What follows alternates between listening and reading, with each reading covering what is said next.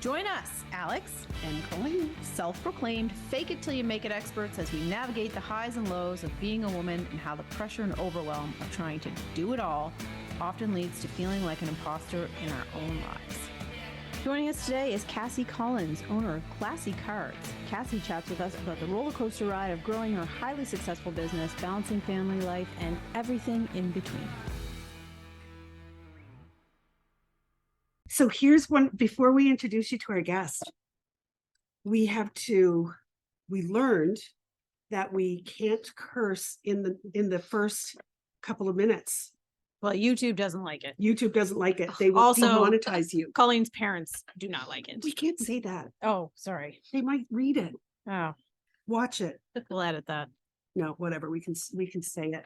My parents don't like it when I curse, and I'm 55 years old and I still listen to mom and dad. You don't, because you're going to curse. I'm going to curse. Yeah, it's true. I don't listen. But we say this, we're bringing up the cursing because today we have with us Cassie from Classy Cards. Cursing queen. Cursing queen. I don't actually curse that much in my real life. You really don't. I don't. Which is so funny. But if you've been to the market, if you've been in any stores and you see cards and stickers with a lot of, F-bombs dropped all over the place, we are going to introduce you to Miss Cassie Collins. Hello. Welcome to our show. Thanks for having me. We're happy to have you. So Cassie and I went to school together. So we went to design school together, and It seems like just like last year. Last It year, was like it's almost like what, 10 years ago now more. or I think it's like 12. No, it's not that long. Yeah. So yeah, long time, I think. Crazy. So we did graphic design together, and I went back to school in my 40s, and you were quite young. You guys were all young. Yes, I was in a room full of 20-year-olds. But Just like you are now. yeah. But here's what I'll tell you about Cassie. You were so sweet and kind and wonderful to this old lady. Like, you really and truly were. You embraced me. You brought me into the groups. You made me feel at home. And I was at a really crappy stage in my life. Well, you wouldn't know it really, though. I was at a pretty bad stage. Yeah. So just newly divorced and having to go back to school, and it was yucky. But so anyway, none of that stuff matters. We're going to tell you about Cassie, but Cassie, phenomenal designer, phenomenal graphic designer. You make simple look really easy. And I know it's not easy. You make it look minimalist is my thing. So good. It's hard to be minimalistic though, Hard. as a designer. It's more challenging than not being It's minimalistic. easy to add stuff, but then but Yeah. I also second guess myself. I'm like, is this too simple? Because there's not much to it. Yeah, you make it look good. You really do make it look good. Thanks. So Cassie is a phenomenal mom, phenomenal designer. I've met your husband. You guys have a lovely relationship with one another. So I see you doing, like, really, I've watched you grow and grow and grow and grow.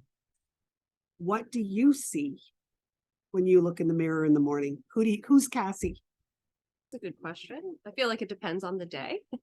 Yeah. In the morning, it's getting ready for school and daycare and doing that stuff and getting the kids up and ready and out the door. And like, that's the first thing. And then I can do what I want, kind of thing, once they're all figured out. How on earth were you able to maintain the business with having 2 young kids? My husband took paternity leave both times because I'm self-employed. I don't pay into EI, so I didn't get that. And it just, for us, it made more sense for me to kind of keep working, which I mean, I'm still there with the kids, still nursing and, designing stuff and packing orders and everything. Because Lennon was 6 weeks old when we brought her to the first market that we did.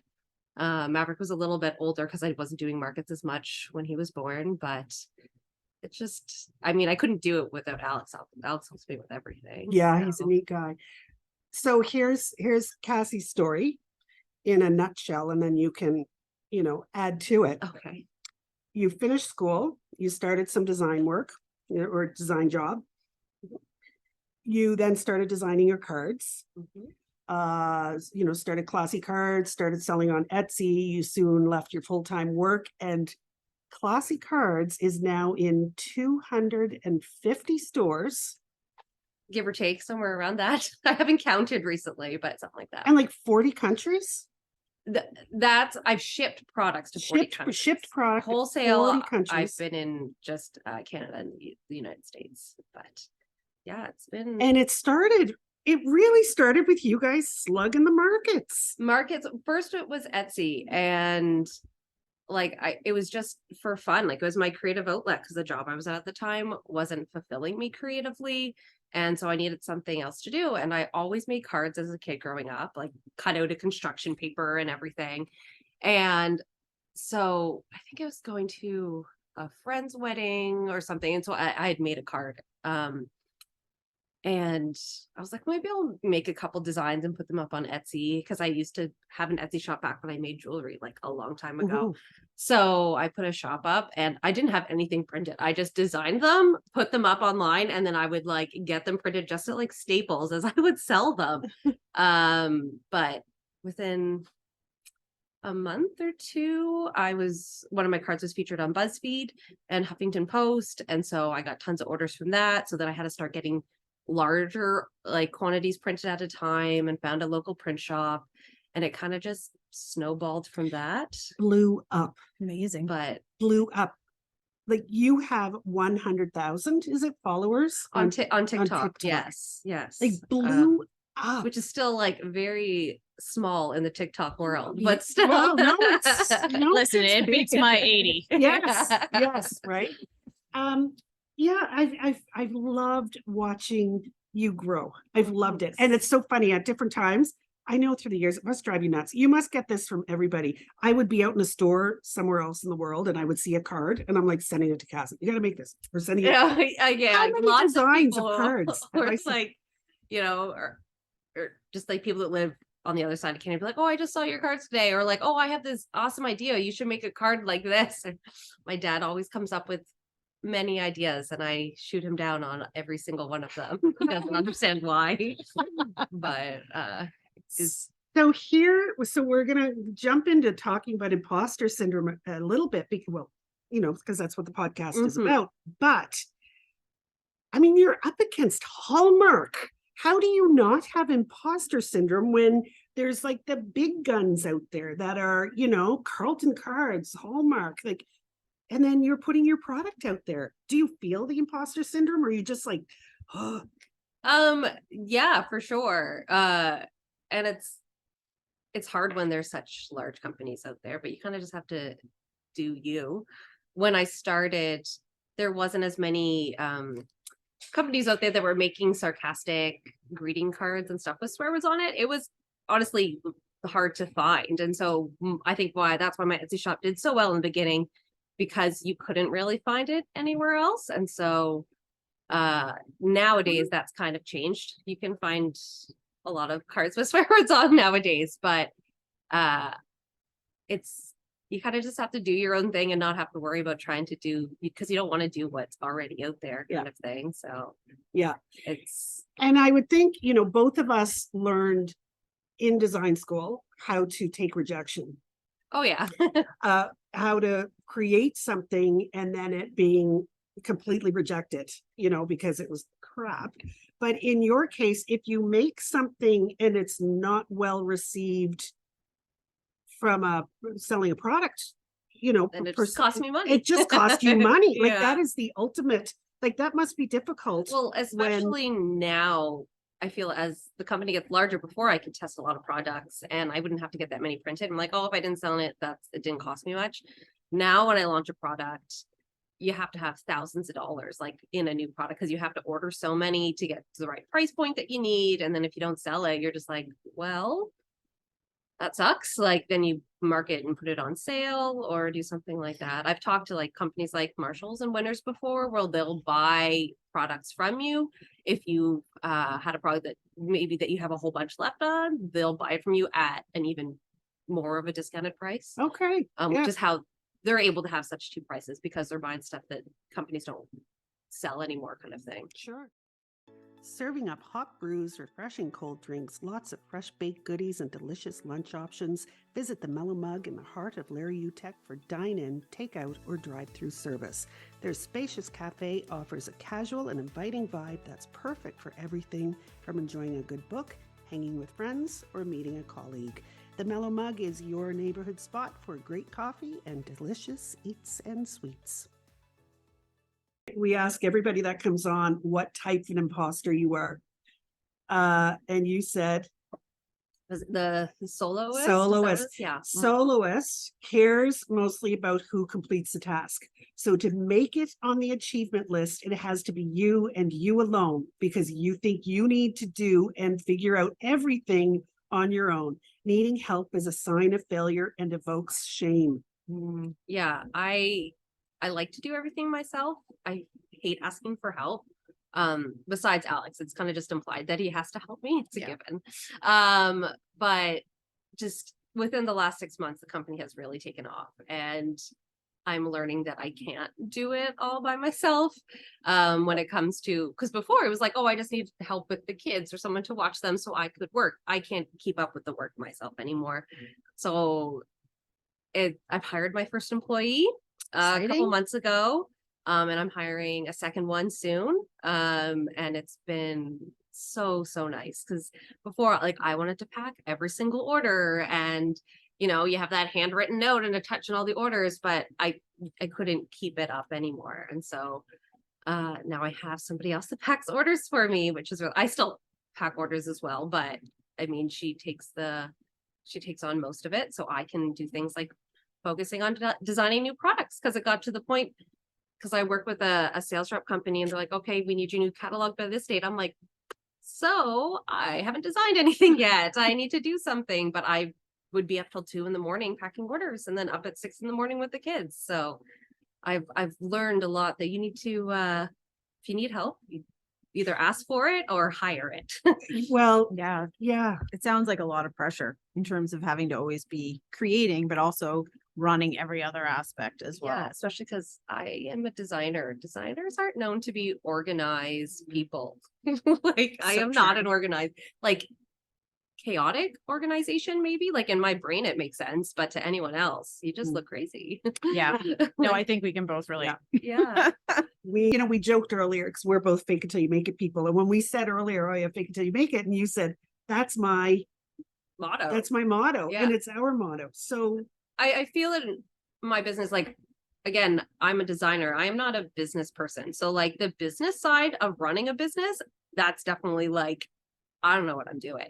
I've only, like, recently, actually, I went from being a sole proprietor to actually incorporating the company, and, like, doing stuff with taxes, like, terrifies me. Like, I get, like, anxiety when it comes to tax season and all of that stuff. And so, like, actually running a business, it feels like it's a real company now, only within the last, like, 6 months. Because before I was just, like, had no idea what I was doing. So I feel like I wasn't really running a business. I was just drawing things and swearing. Like, drawing things and swearing. yeah. Well, I think that's a really interesting point too, particularly in creative industries, because when you are the creator, that's what you're most focused on, and using that creative side of your brain and trying to come up with new ideas and really getting into that zone. But the business practices and the operations part requires a completely different part of the brain. And it's something that you're not necessarily taught. No. Either. Like, I would have so many questions for people. And when you're starting a business, you don't necessarily have money to invest in hiring an accountant and all of that stuff. You're like, oh, I'll figure it out on my own, and Yeah. So that's where the fake it till you make it comes in. 100%. Yeah. Yeah. Yeah. I recall all of the different stories through the years that you told about your dad.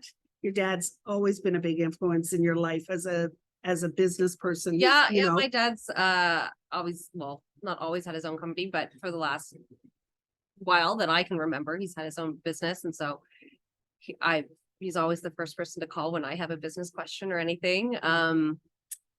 He likes to think that he's a very funny person, but so he always has lots of input on products and everything. But my parents have been very supportive. They were just out. What was it? I had a TikTok go viral on, like, December 19th or something. no, maybe it was a couple days before that. Anyways, but I had planned to like shut everything down before Christmas.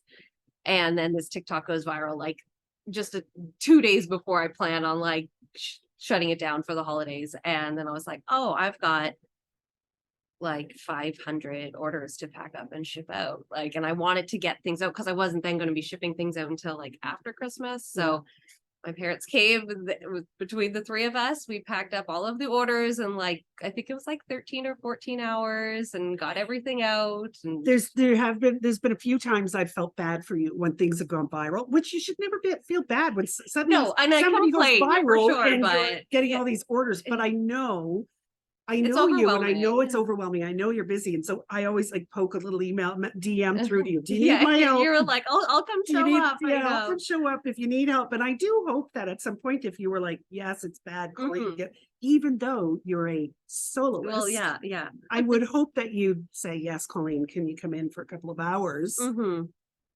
Yeah, no, I'm learning to accept help. Yeah.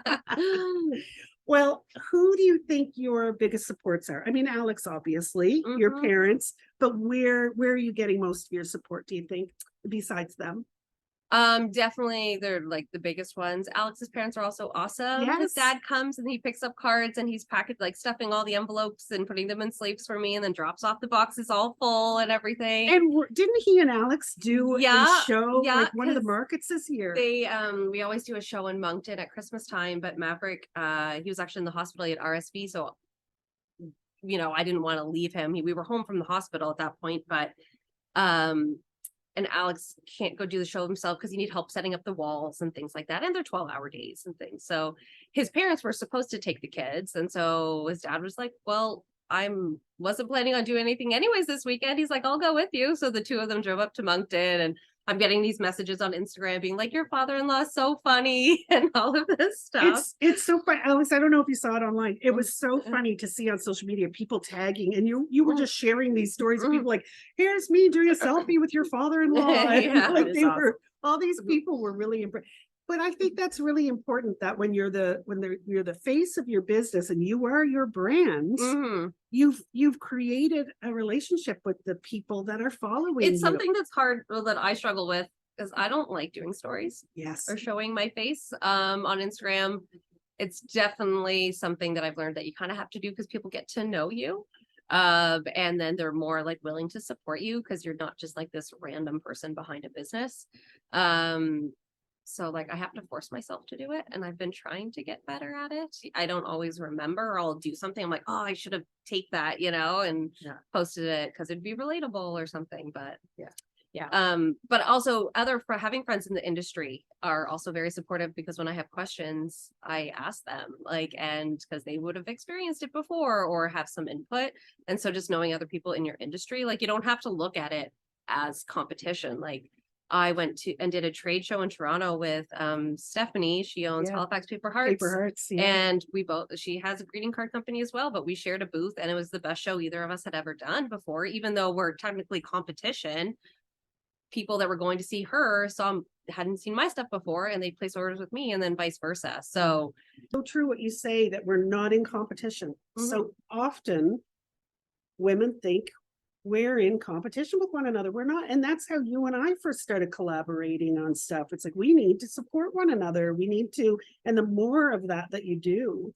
Well, I think largely there's this scarcity mentality in the creative fields, where people feel like you have to carve out your space and no one can come near you. But I don't think that's true. And I think we're all better when we work with each other and we bounce off each other and get input and creativity from a collaboration. I agree. I think it's really important. I love it. I actually love the collaborations. I love learning from one another. You can't just be at home doing it all yourself and figuring it out yourself.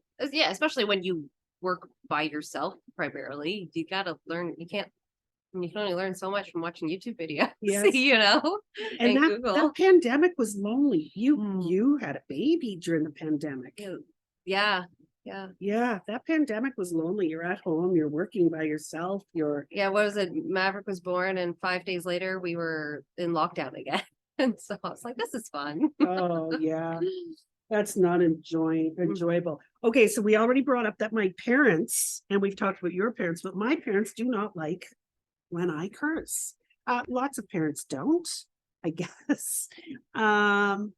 Your parents, my goodness, they've got to be okay with it. I mean, because like, your products are cursy. personally, like, I don't really swear that much. I will, like, you know, if I'm frustrated or for comic relief or I definitely never swore ever in front of my parents growing up. And I remember, I think I remember one time my dad like getting mad at my brother, usual occurrence. And I remember him swearing. And I remember just like crying because he swore. And I'm like, that's a bad word. You're not supposed to say that. You know, that's how I was brought up. But as I got older, like as a teenager, I definitely got in trouble for being sarcastic. Yes. And now I'm like, Dad, that's what makes me money now. So Yeah. like I'm allowed to be sarcastic. How many products, if you were to say a percentage of products that have the F-bomb on your product? Oh, I have no idea. It's gotta be 80% of your products. See that. No, 60%. 60% maybe. Well, like you could say the same thing and you just like I have like one of my sympathy cards. It's like you have no fucking idea how strong you are. Yeah. You take out the word fucking and then it's not as funny, not funny, but I feel like it's not as powerful. It's not as even. passionate. It's not you as know? passionate. Yeah. That's what I always tell my son when he gets upset with me and I swear. And I was like, it's just passion. Yeah. It's not passion you're allowed to have though. Oh, and my daughter's at that age where she's learning to read right now. And one of her friends, she had a play date. She came over and Lennon wanted to show her because I had painted a wall in my office recently. And Lennon's like, oh, I want to show her. Can she come in? And so they come in and her friend's looking around. She goes, these aren't good words. Like she goes, I know my mom has some of these stickers, but they're not good words. And Lennon's like, I know what they say. And I was like, yes, Lennon. She goes, but I say them in my head. I was like, okay, just don't say them out loud. I don't need calls from your teacher. Like, I told my kids they were grown-up words. yeah, well, yeah, that's what we So say too. Yeah, it's a grown-up word, and when you're a grown-up, you can use it as well. But Yeah. until you're a grown-up, it's not being said in my house. But now they all say them. yeah. No problem. I feel Well, like now it's they're definitely grown-ups now. Grown-ups, I yeah. feel like swear words are kind of more accepted now than they were even 10 years ago. I agree. I agree. Yeah, I've yeah. always been a bit of a potty mouth, it's not but as taboo. sometimes you forget. And I just assume that it's okay with most people. And I'm just Mhm. keep dropping F-bombs in meetings. And like, you can't do that. I know. I watch myself every now and then, and I have a potty mouth as well. And I'll be in a meeting, and in my head, all of a sudden, I'm like, how many curse words did I say in a, you know? You gotta watch it It's sometimes. just part They of just, they're just words. As long as you're not like necessarily directing them at somebody. well, you're not calling Yeah. somebody a, yeah, exactly. And that's when, to me, it's Well, mostly I am. oh, it's a But- whole other problem. Mind That's you, why I don't have a there's lot of a meetings anymore. There's a company that I wanted to work with to make a product. And because my products have swear words, they won't make them. And they're like, we'll do ones without swear words, but we're not making your products with swear words. Like it goes against our company guidelines or something. I was like, but it's not like nothing's offensive, like towards anybody. It's like, you're fucking awesome. They're like, we're not making that. So will you still So- work with them with No, some of no, your- I didn't work with Yeah. them. It's too bad because they offered great prices, but they would not produce my products. So because it's a matter of brand integrity at that point. yeah. Yeah. So That's Yeah. tricky. yeah. Yeah, that is tricky. Is that the only company that has? That's the only one I've had an issue with. Yeah. So That's funny. yeah. So I have not made that product yet, and I'm found somebody else now that's gonna do it, I think. So Yeah. Mhm. What's your favorite product that you made? I really like our air fresheners. They're so funny. It's just something that you don't normally see. Like you see stickers and cards and things like that, but I feel like it's one of the more unique products that we have is the air fresheners. Actually that and our gift bags. I love our gift bags. I was hand stamping them. I got stamps made and I was rolling ink out and stamping them because wasn't sure how popular they'd be. Turned out very popular. There's one that says could be a bag of dicks. That's my favorite. You've I was bought gonna bring that. that one up because that was sold out at the market, and I It was so disappointed because I would buy like a billion I of those. brought like 100 and something with me to that market thinking would be enough, and it was not. I love that one. But it was so labor intensive, and I'm like kicking myself. I'm like, why did I do it this way? It's because I didn't want to take the investment that it was to get another company to make them for me. I have since done that. So currently they're sold out on my website, but all of the bags are due to be delivered by the end of the month. So I'll have them online again, and I'll have a whole bunch now. But I couldn't do it until I was financially able to buy 10,000 bags, you know? Oh, So, sure. yeah. So what makes you say, I'm going to write could be a bag of dicks on this bag? Like, what made you do it? Because I knew it would make me money. Because it could be. People 'Cause it like, could be. yeah. One never knows. They're very popular for bachelorette parties. Oh, funny. I would just buy them for all. Well, that's people did Oh. come and buy like 10 of them at crap shows. One of the ways to combat imposter syndrome is to actually listen to how awesome the people in your life think you are. If you're looking for the perfect gift for a loved one, where you can tell them all of the things that make them special, visit my Drawbridge Creative Etsy shop and purchase a Things We Love About You custom poster. With several styles to choose from, it's a fabulous gift for any milestone, birthday, anniversary, retirement, or just because. You are a high achiever. And so I think it would be difficult to, I'm guessing, but you've got young kids and you're running this business. How on earth are you doing it all? I don't have an answer. Are you for that. I don't tired? You've know. got to be exhausted. I mean, I function really well off of lack of sleep. And like, I don't even drink coffee. I wish I drank coffee because I feel like that would be very helpful some days. But it's just, You're like I an don't know. energizer. I don't No, know. all of that and no caffeine. but I don't Goodness. feel like, I mean, I can definitely like enjoy a good lazy day where I lay on the couch and watch movies and not do anything. Like I do that too. So what's your down? Yeah, Fufe is right. What's your downtime look like? Yes, Fufe, I'm with you, Alex. No, like there's days, lots of times they're like Sundays where like we don't do anything. Like I'm very much a homebody. I like too. staying home, like, you know, which is why we put effort into making our house nice, because I like to hang out there, you know? Yeah, I definitely yeah. relate. And I mean, just as the kids get older and into more sports, we're just gonna be out doing more and more things. Like Lennon's only been in a couple things so far, so it's nice to definitely relax. Where do you see Classy Cards going? I have no idea. I have a lot of different things. I mean, a lot of products that I want to do. It has to always be changing in order for me to keep selling products and make things that are relatable. So like, who knows where it's going to go product wise. I really want to do a book. I want to illustrate a book. I have a couple ideas. Like I'll probably do a children's book, but I think I'm also doing a book, a picture book, but for adults. Like, you know, that'd be more of a funny gag gift type of thing. I have an idea for that. I just haven't had time to actually do it. And I want to do more collaborations with other companies. It'd be fun to do some other different products and things like that. I have to know because I've turned to you a couple of times, especially through Etsy in the early years when I was new on Etsy. We kind of bounced ideas off one another. So I turned to you for advice a couple of different times. You've turned to me for advice on Etsy. But what advice would you offer? I'm thinking new designer, maybe because we're both designers, so we kind of understand that a little bit. And you're a designer. What advice would you offer to a new designer? A new designer that's trying to do something in coming out, specific, starting a new like business, Or that's second guessing themselves or yeah, having a hard time with imposter syndrome.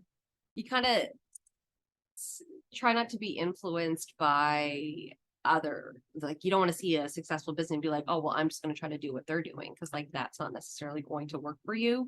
You kind of, you know, take influences from your own life and things like that, and you know, kind of stay true to who you are as a designer. I remember in design school they're always like, you know, you don't want to have a style like necessarily, because when it comes to like branding, maybe necessarily like you don't want to necessarily have a certain style. You want to listen to what the client wants and then figure out something that's going to work best for them, and not necessarily put your style on something. But it depends on the type of design you want to do. I have my style, I feel, and like it's more minimalistic type of stuff. And so, yeah, kind of just like stay true to who you are kind of thing. And I mean, it's incredibly important to stay true to who you are, even on social media too. We talk about people having to be authentic, be who you are, but that's hard. it is Also. And especially, it seems like to start up any business, you need social media nowadays. And it's hard to go in front of the camera because people, they want to see the behind the scenes. I watch behind the scenes videos all the time from different companies, packaging orders and things like that. And I'm like, I don't want to show it. I'm like, this is boring, but yet I watch it from other people, but it's so nerve wracking. And I'm like, this is going to be stupid. It's like what you think. And yet it's not stupid because your TikToks are fantastic. And like they really are the good. ones that go viral though, I'm not actually in my hands in them holding the products, but then do you look at your hands going, oh, I should have had my yes, I nails don't done. just recently realized that I could get weekly manicures and that is a business write-off. So Exactly. I am going to start doing that. Right? Yeah. Right? I mean, I think there's that level of vulnerability whenever you're on camera that is very uncomfortable, Yeah. but you're right. It really does create that connection with people. And you have to be willing to take chances, because if you don't, then when I quit my job to do this full time, like it was so nerve-wracking, but I feel like I work better under pressure. It's like, okay, well, we need to be able to pay our mortgage. Like I got to do something. Yeah. So when I quit my job, I'd only ever done one market before. And I was like, okay. So then I started doing markets because it was a good way to get a little bit more consistent income, because you don't really know how internet sales are going to go and wholesale orders and things like that. So pressure is good. I think so too. Pressure's Yeah, good. pressure is good. Yeah. Like give yourself deadlines for things and put yourself under pressure to do something, because I feel like that's when a lot of good creativity comes. That's really good advice, actually. Pressure is good. Yeah. I think it is. I mean, it's difficult to navigate in the moment, but at the same time, if you have no other option, Sink or swim. yeah. When do you think you first experienced imposter syndrome? Like that self-doubt of, oh, there's no way I can do that. There's no way I can keep up. There's no way I can. It happens daily. Yeah. It's hard. Self-promotion is hard. It It is. is. Yeah. There's no, Like, look at me, I'm awesome. yeah. Come But I buy my mean, stuff. In your case, it's look at me, I'm fucking Yes, awesome. yeah. Yes. Oh, that's always the hardest part, but which honestly it is. When I do craft shows, I'm just like, here's my cards, buy them. Or like Alix, when he comes with me, he's so much more of a people person than I am, but he'll like do this whole thing and about the cards. I'm like, sales are better when he works because he's better at talking to people, I guess. Really? And I'll just like stand there and I'll like restock product. Yeah. I can 100% relate to that. Yeah. Like, I don't know what to say. Like, if someone approaches me and talks to me, I'm fine, but I am no way ever just going to walk up to a person and talk to them. Like, Wow. yeah. Yeah, I am. Yeah, that's You're me. the same? Yes. Yeah, no, I'm out there. Except my husband's also very introverted, so we would do horrible at markets. We would just like be speaking to no one. Yeah. Well, we think you're fucking awesome. Oh, thank you. We really and truly do. You brought us a little gift. Yes. So let's take a look. We'll open this up and see what's in. Could be a bag of dicks. Could be. I know I didn't have any of those bags left to bring. This was It some says- leftover of my hand stamped ones. I also love Tits this. party Tits time. party time. It's party time. Let's have a look at some of Alix's products. Oh, look at all this Not my stuff products. you have in here. Did I say Alix's Yeah. products? Let's have a look at some of Cassie's products. So these are from Classy Cards. I want to be nice, but other drivers annoy me. That's funny. I need that one. Yeah. I don't actually. Driver wanna be controls nice. the music. Yeah, that's a great. That's a So good these are wonderful Air what do you call it? Air fresheners. Yeah, for the car. If my mouth doesn't say it, my face definitely will. Oh yeah, I need this one. Use your fucking blinker. I That's say that that's so a top much. seller. I need that. That Is that a is. top seller? Mhm. Yeah. Yeah. Never apologize for being a powerful fucking woman. I bought that for my girlfriend. I yeah, bought I it love that for- I one. bought it for my daughter. And then things I can't say out loud. I need that one. Things I can't say. So these are fun notebooks because, really people should be jotting down all the wonderful things that they do. to Or combat you're like me imposter and just syndrome. buy millions of notebooks and then never write in any of them. Same. Or like have like lists started that you just never finish. It's But like these are this- perfect for that. Like my therapist actually told me, you know, when you're having those times of self-doubt to write down positive feedback that you get and different things. So these would be amazing They for something would. like that. Yeah, they would. And then you've got your stickers are selling stickers so are- well. People It could love stickers. probably get That's worse. one of our top sellers, that one. Look at this. Be the girl who decided to fucking go for it. I feel like that's us with this podcast. Mhm. I had no plans to be awesome today, but shit happens. I like that. Work hard and swear often. That's all. That's my motto. Don't kill my vibe. It's cool to cry. That should be my I have that motto. one on Maverick's water bottle. Calm your tits. Also like that. Also like that. Hang on, let me overthink this. Mhm. Oh gosh, don't I overthink everything? Sorry for all the mean, accurate things, awful accurate things I said. Those are funny. Yeah, Colleen and I are gonna fight over we're gonna these fight over after this this. you are So a many cool delight. things. You've been a delight from the day I met you. Thanks. Yeah. Making me blush. Yes, there you go. Also Um, very awful at taking compliments. Well, that's part of being an imposter, Yeah. right? I agree. And since in the hour that I've met you, I also feel that Yeah. same way. Speed round time. Oh, what's that? Speed round time. We're gonna ask going to you. ask you. Oh no. Yeah. 5 questions. They're They're just silly. Silly questions. Okay. Am I given a time that I have to answer them in or something? Well, yeah, Speed. technically I guess it Speed. is, but we don't really time it. Okay. It's just a fun way to close out the episode and get to know you a little bit. So, Okay. cannonball or dip a toe? Dip a toe. Do you have any tattoos? I don't. What is your favorite dessert? Birthday cake. Have you ever worn socks with sandals? No. What are you most looking forward to? Right now, sleep. It was Good rough answer. night last night. Well, thank you.